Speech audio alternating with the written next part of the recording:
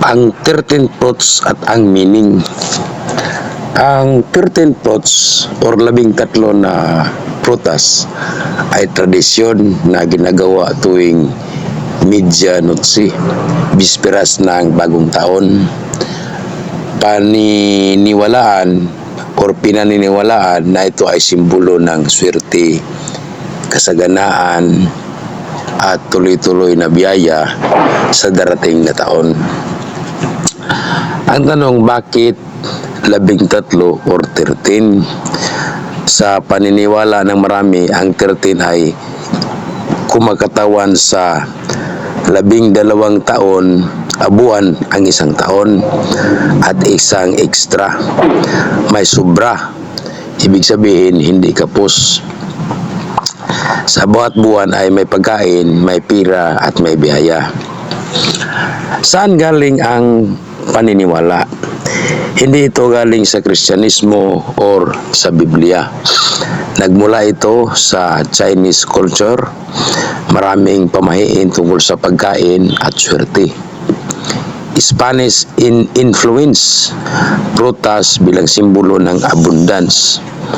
Filipino folk beliefs, hinaluan ng lokal na pamahiin. Kaya naging pamahiin, hindi relihiyosong aral. Ano ba ang turo ng Kristyanismo?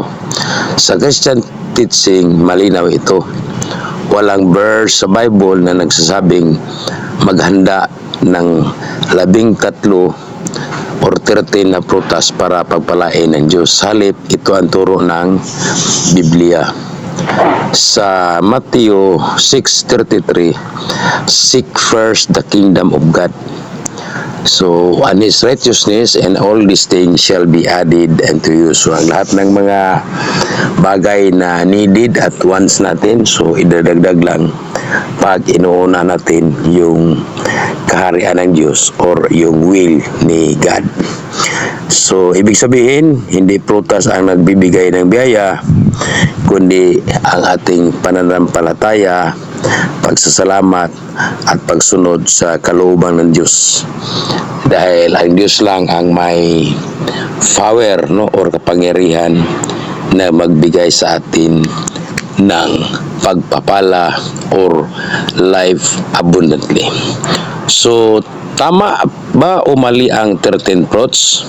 So, okay lang kung simbolo lang kasama ng pagpasalamat sa Diyos.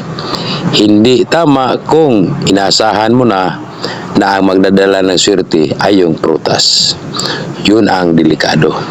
So, inaasa ang biyaya sa prutas.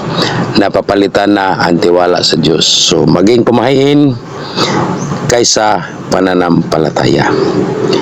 So, sa Christian perspective, hindi masama ang may handa, pero mas mahalaga ang may pananampalataya. Hindi prutas ang nagpapala, kundi ang Diyos.